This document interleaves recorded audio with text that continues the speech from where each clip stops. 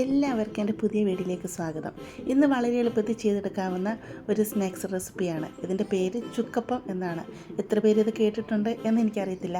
ഞാനും ഇതിൻ്റെ പേര് അധികം കേട്ടിട്ടില്ല. ഞാനിത് ആദ്യമായിട്ടാണ് ഉണ്ടാക്കിയെടുക്കുന്നതും. ഒരു കപ്പ് അരിപ്പൊടി ഉണ്ടെങ്കിൽ വളരെ എളുപ്പത്തിൽ നമുക്കിത് ചെയ്തെടുക്കാം. ഇതിന് പ്രത്യേകിച്ച് വേറെ ഇൻഗ്രീഡിയൻസ് ഒന്നും വേണ്ട. അരിപ്പൊടിയാണ് ഇതിൻ്റെ മെയിനായിട്ടുള്ള ഐറ്റം. വളരെ എളുപ്പത്തിൽ ടേസ്റ്റോടു കൂടി നമുക്കിത് ഉണ്ടാക്കിയെടുക്കാം. ഇതെങ്ങനെ ഉണ്ടാക്കുന്നതെന്ന് നോക്കിയാലോ. ഇവിടെ ഞാനൊരു പാത്രം സ്റ്റൗവിൽ വെച്ച് കൊടുത്തിട്ടുണ്ട്. പാത്രം ചൂടായി വരുമ്പോൾ 2 ടീസ്പൂൺ നെയ്യ് ഒഴിച്ചു കൊടുക്കാം. നിങ്ങൾക്ക് നെയ്യ്ക്ക് പകരം എണ്ണ ഒഴിച്ചു കൊടുക്കാം കേട്ടോ. നെയ്യിലൊക്കെ ചെയ്തെടുക്കുമ്പോൾ പ്രത്യേക ഒരു ടേസ്റ്റ് ആയിരിക്കും. ഇതിലോട്ട് 4 കൊച്ചുള്ളി ചെറുതായിട്ട് അരിഞ്ഞെടുത്തതാണ്, അതങ്ങിട്ട് കൊടുക്കാം. ഉള്ളി ഒന്ന് ഫ്രൈ ചെയ്തെടുക്കാം. ഉള്ളി ഗോൾഡൻ ബ്രൗൺ കളർ ആവേണ്ട ആവശ്യമൊന്നുമില്ല. നല്ല രീതിയിലൊന്ന് വാടി വന്നാൽ മാത്രം മതി. ഉള്ളി ഇവിടെ നല്ല രീതിയിൽ സോഫ്റ്റായി വന്നിട്ടുണ്ട്. ഈ സമയത്ത് തീ കുറച്ച് വെക്കാം. ഇവിടെ ഞാൻ ഇതുപോലെ ഒരു കപ്പിൽ 1 കപ്പ് വെള്ളം എടുത്തിട്ടുണ്ട്. അത് ഇതിലോട്ടങ്ങ് ഒഴിച്ചു കൊടുക്കാം. തീ അങ്ങ് കൂട്ടി വെക്കുക. ഇതുപോലത്തെ ഒരു കപ്പിലാണ് ഞാൻ 1 കപ്പ് വെള്ളം ഒഴിച്ചു കൊടുത്തിരിക്കുന്നത്.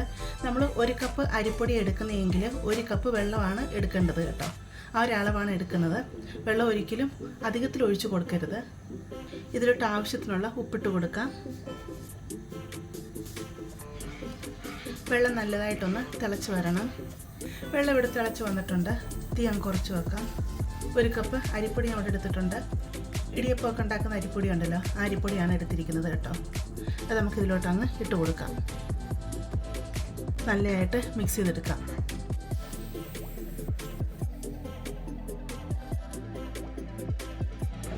അരിപ്പൊടിക്ക് നമുക്ക് വെള്ളത്തിൻ്റെ അളവ് കുറവാണെന്ന് തോന്നും എന്ന് പറഞ്ഞ് വെള്ളമൊന്നും പിന്നെ ഒഴിച്ച് കൊടുക്കരുത് കേട്ടോ.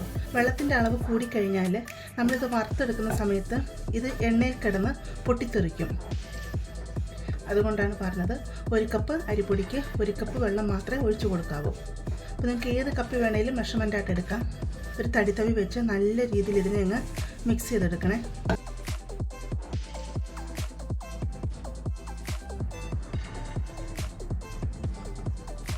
മാവ് ഇങ്ങനെ നോക്കുന്ന സമയത്ത് നല്ലതായിട്ട് ഇത് മിക്സ് ആയി വന്നിട്ടുണ്ട്. ഈ രീതി മതി. ഇതിലോട്ട് ഞാൻ 1 ടേബിൾ സ്പൂൺ കരിഞ്ജീരകം ഇട്ട് കൊടുക്കുകയാണ്. ഇതിൻ്റെ മെയിൻ ഐറ്റം എന്ന് പറഞ്ഞാൽ ഈ കരിഞ്ജീരകമാണ്. കരിഞ്ജീരകം എത്ര ഇട്ട് കൊടുക്കുന്നോ അത്രയും ടേസ്റ്റ് ഇതിന് കൂടുതലായിരിക്കും. കരിഞ്ജീരകം കൂടി ഇട്ട് നല്ലതായിട്ട് ഇതിനെ അങ്ങ് മിക്സ് ചെയ്ത് കൊടുക്കുക. നല്ല രീതി ഇവിടെ ഞാൻ മിക്സ് ചെയ്തെടുത്തിട്ടുണ്ട്. നമുക്കിനി സ്റ്റൗ അങ്ങ് ഓഫ് ചെയ്യാം. ഇപ്പോൾ മാവിന് നല്ല ചൂടല്ലേ, ഇത് നമുക്കങ്ങ് അടച്ചു വെക്കാം. ഒരു 5 മിനിറ്റ് ഇതവിടെ ഇരിക്കട്ടെ. കാരണം തുറന്ന് വെച്ച് കഴിഞ്ഞാൽ മാവ് ഡ്രൈ ആയി പോകും. അതുകൊണ്ടാണ് നമ്മൾ അടച്ചു വെക്കുന്നത്. ഇച്ചിരി ഒന്ന് ചൂട് കുറഞ്ഞ് കഴിഞ്ഞിട്ട് നമുക്കിതിനെ കുഴച്ചെടുക്കാം. മാവ് അടച്ചു വെച്ചിട്ട് 5 മിനിറ്റ് ആയിട്ടുണ്ട്. ഇപ്പോഴും മാവിന് നല്ല ചൂട് തന്നെ ഉണ്ട് കേട്ടോ. ഒന്ന് നമുക്ക് മിക്സ് ചെയ്ത് കൊടുക്കാം. നമുക്ക് ഈ മാവിനൊന്ന് കുഴച്ചെടുക്കണം. അതിനുവേണ്ടി ഇച്ചിരി വലിപ്പമുള്ളൊരു പാത്രത്തിലോട്ട് ഇതിനെ അങ്ങ് മാറ്റാം.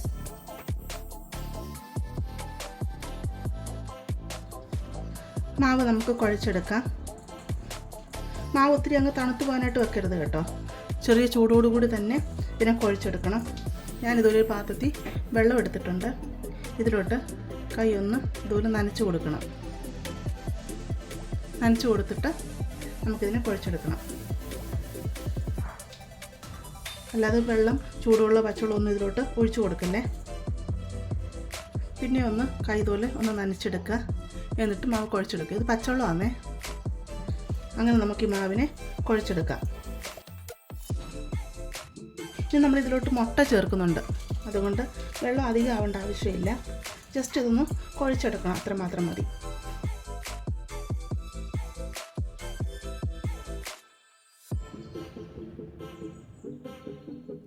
മാവ് ഇവിടെ ഞാൻ കുഴച്ചെടുത്തിട്ടുണ്ട്. ഇതിൻ്റെ ചൂടൊക്കെ ഒത്തിരി കുറഞ്ഞിട്ടുണ്ട്. 1 മുട്ട ഇവിടെ ഞാൻ അടിച്ചെടുത്തിട്ടുണ്ട്. മുട്ട ഇതിലോട്ട് ഒഴിച്ചു കൊടുക്കുക. മൊത്തം മുട്ടയോടെ അങ്ങ് ഒഴിച്ചു കൊടുക്കല്ല. കാരണം 1 കപ്പ് അരിപ്പൊടിക്ക് ഈ 1 മുട്ട വേണ്ട. ഒരു 2 കപ്പോ അല്ലെങ്കിൽ ഒരു 3 കപ്പോ അരിപ്പൊടിക്ക് ഈ 1 മുട്ടയുടെ ആവശ്യമുള്ളൂ. അതുകൊണ്ട് ആദ്യം ഞാനിവിടെ 2 ടീസ്പൂൺ മുട്ടയാണ് ഒഴിച്ചു കൊടുക്കുന്നത്.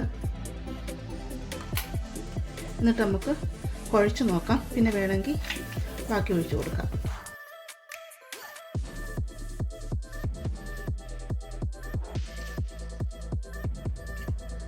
ഇനി ഞാനൊരു 2 ടീസ്പൂണും കൂടെ ഒഴിച്ച് കൊടുക്കുകയാണ്.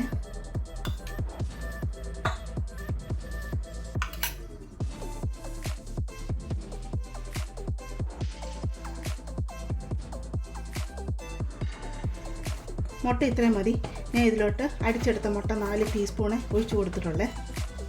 ബാക്കി ഇത്രയും മുട്ട അധികമുണ്ട്. ഞാൻ അതാണ് പറഞ്ഞത്, 2-3 കപ്പ് അരിപ്പൊടിക്ക് ഒരു മുട്ടയുടെ ആവശ്യമേ വരുന്നുള്ളൂ. കണ്ടില്ലേ, മാവ് ഇപ്പം നല്ല രീതിയിൽ സോഫ്റ്റായിട്ട് വന്നിട്ടുണ്ട്.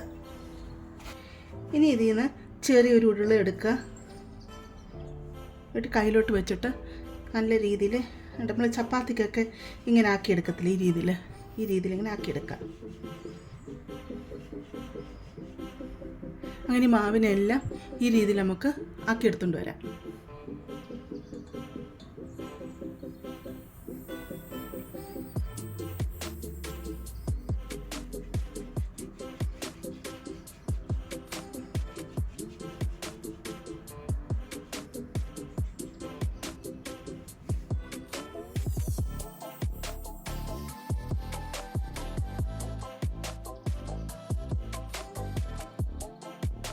ഇവിടെ ഞാൻ ഇതെല്ലാം ഈ രീതിയിൽ ആക്കിയെടുത്തിട്ടുണ്ട്.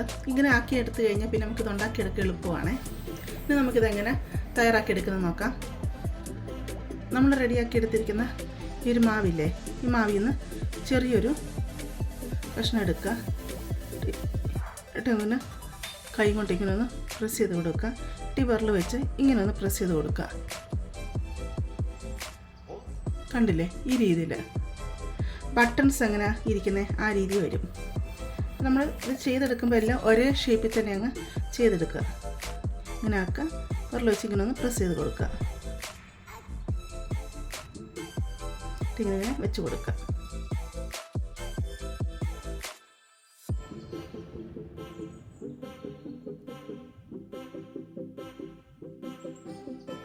ഇപ്പോൾ മാവെല്ലാം ഞാൻ ഇവിടെ ബട്ടൺസ് പോലെ ആക്കിക്കൊണ്ട് വന്നിട്ടുണ്ട്. പിന്നെ ഇത് ആക്കിയെടുക്കുന്ന സമയത്ത് ഒത്തിരി തിക്കായിട്ട് അങ്ങ് ആക്കിയെടുക്കില്ല കേട്ടോ. അപ്പോൾ എൻ്റെ ഉൾഭാഗമൊക്കെ വേകാനായിട്ട് സമയമെടുക്കുകയും അതുപോലെ അധികം ക്രിസ്പിയായിട്ട് കിട്ടത്തുമില്ല. ഇനി നമുക്കിതിനെ വറുത്ത് കോരിയെടുക്കാം. ചീനിച്ചട്ടി അടുപ്പത്ത് വെച്ച് കൊടുത്തിട്ടുണ്ട്. ചീനിച്ചട്ടി ചൂടായി വരുമ്പോഴത്തേക്ക് എണ്ണ ഒഴിച്ച് കൊടുക്കാം.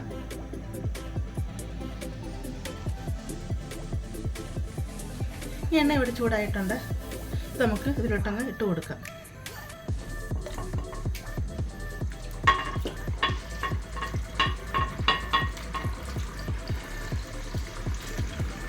സൂക്ഷിച്ചിട്ട് കൊടുക്കണം കേട്ടോ, കയ്യിലോട്ട് എണ്ണ തീർക്കില്ലേ. ഇട്ട് കൊടുത്ത ഉടനെ ഇളക്കരുത്, തീ മീഡിയത്തിലിട്ട് കൊടുക്കുക. കുറച്ച് കഴിഞ്ഞ് മാത്രം ഇളക്കി കൊടുത്താൽ മതി കേട്ടോ, അതിലേക്ക് ഇങ്ങ് പൊടിഞ്ഞു പോകാനും ചാൻസ് ഉണ്ട്. മീഡിയത്തിലിട്ട് കൊടുത്ത് ഇതിനെ ഫ്രൈ ചെയ്തെടുക്കണം. 5 മിനിറ്റോളം ഇത് ഫ്രൈ ചെയ്തെടുക്കാനായിട്ട് സമയം പിടിക്കും. എന്നാൽ മാത്രമേ ഇത് ക്രിസ്പിയായിട്ട് വരത്തുള്ളൂ. അല്ല നമ്മൾ പെട്ടെന്ന് അങ്ങ് തീ കൂട്ടിയിട്ട് ഇതിനെ ഫ്രൈ ചെയ്തെടുത്തു കഴിഞ്ഞാൽ ഇതങ്ങ് മുകൾ ഭാഗമൊക്കെ ഫ്രൈ വരും, പക്ഷേ ഉൾഭാഗമൊക്കെ വെന്തും വരത്തില്ല, അതുപോലെ ക്രിസ്പിയായിട്ട് കിട്ടത്തുമില്ല.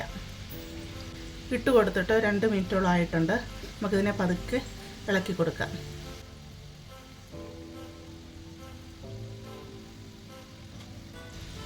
ഇച്ചിരി വാവസ്ഥാലുള്ള പാത്രം നിങ്ങൾ എടുക്കുന്നതെന്നുണ്ടെങ്കിൽ നിങ്ങൾക്കിത് ഒന്നിച്ചൊക്കെ ഇട്ട് കൊടുക്കാം കേട്ടോ. ഇടയ്ക്കിടയ്ക്ക് ഇളക്കിയിട്ട് കൊടുത്ത് നമുക്കിതിനെ ലൈറ്റ് ഗോൾഡൻ കളർ ആവുന്ന വരെ ഫ്രൈ ചെയ്തെടുക്കാം. ഇപ്പോൾ എണ്ണ ഇട്ടിട്ട് ഇത് പൊട്ടിത്തെറിച്ചൊന്നും വരുന്നില്ലല്ലോ. മുമ്പ് ഞാൻ പറഞ്ഞ പോലെ വെള്ളത്തിൻ്റെ അളവ് നിങ്ങൾ ക്രമീകരിച്ച് തന്നെ എടുക്കണം കേട്ടോ. 1 കപ്പ് അരിപ്പൊടിക്ക് 1 കപ്പ് വെള്ളം എന്ന അളവിൽ മാത്രമേ എടുക്കാവൂ. അതുപോലെ കുഴച്ചെടുക്കുന്ന സമയത്ത് കയ്യിൽ ഒത്തിരി വെള്ളം അങ്ങ് തേച്ച് കൊടുത്തിട്ട് കുഴയ്ക്കരുത്. ഞാൻ ആകെ 3 പ്രാവശ്യം കൈ വെള്ളത്തിൽ മുക്കിയുള്ളായിരുന്നു. അത് വെള്ളം മൊത്തം കുടഞ്ഞു കളഞ്ഞിട്ടാണ് പിന്നെ അത് കുഴച്ചെടുത്തത് കേട്ടോ. വെള്ളം കൂടി പോവുകയാണെങ്കിൽ എണ്ണ കിടന്നത് പൊട്ടിത്തെറിക്കും, പിന്നെ അത് ഭയങ്കര ബുദ്ധിമുട്ടായി തീരും.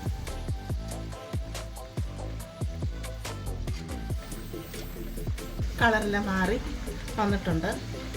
ഈ സമയം തീ അങ്ങ് കൂട്ടിയിടുക. ശർക്കര കളറോട് വന്നു കഴിയുമ്പോൾ നമുക്കങ്ങ് കോരി മാറ്റാമേ. ഏത് ചിപ്സ് നമ്മൾ കോരി എടുക്കുന്നതിന് തൊട്ട് മുമ്പായിട്ട് തീ ഒന്ന് കൂട്ടിയിടണം.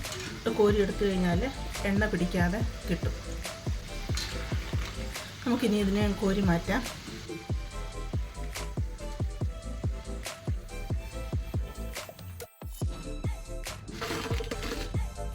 ഇതിലോട്ട് കുറച്ച് കറിവേപ്പില ഇട്ട് കൊടുക്കാം. ഇതിനെ അങ്ങ് വറുത്ത് കോരിയെടുക്കാം. അപ്പോൾ കറിവേപ്പിലയുടെ ഒക്കെ നല്ലൊരു ഫ്ലേവർ ചിപ്സിലോട്ടും പിടിക്കും, അതുപോലെ എണ്ണയിലും നല്ല കറിവേപ്പിലയുടെ ഫ്ലേവർ ഇറങ്ങത്തില്ല. അപ്പോൾ രണ്ടാം നാൾ ഇടുന്നതിൻ്റെ അകത്ത് നല്ലൊരു കറിവേപ്പിലയുടെ ഫ്ലേവർ ഇറങ്ങി വരും.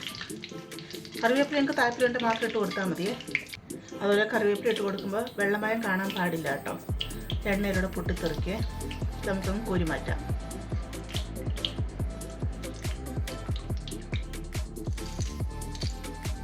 ബാക്കിയുള്ള ചിപ്സും ഇതുപോലെ ഇതിലോട്ടങ്ങ് ഇട്ട് കൊടുക്കാം. അങ്ങനെ ഇവിടെ ചുക്കപ്പം എല്ലാം തയ്യാറാക്കി എടുത്തിട്ടുണ്ട്. ഇത് ഞാനൊരു സ്റ്റീൽ പ്ലേറ്റിലോട്ട് ഇട്ട് കേൾപ്പിക്കാം കേട്ടോ. അതൊരു നിങ്ങൾക്കറിയാം എത്രമാത്രം ഇത് ക്രിസ്പി ആയിട്ടാണ് വന്നിട്ടുള്ളത് എന്നുള്ളത്.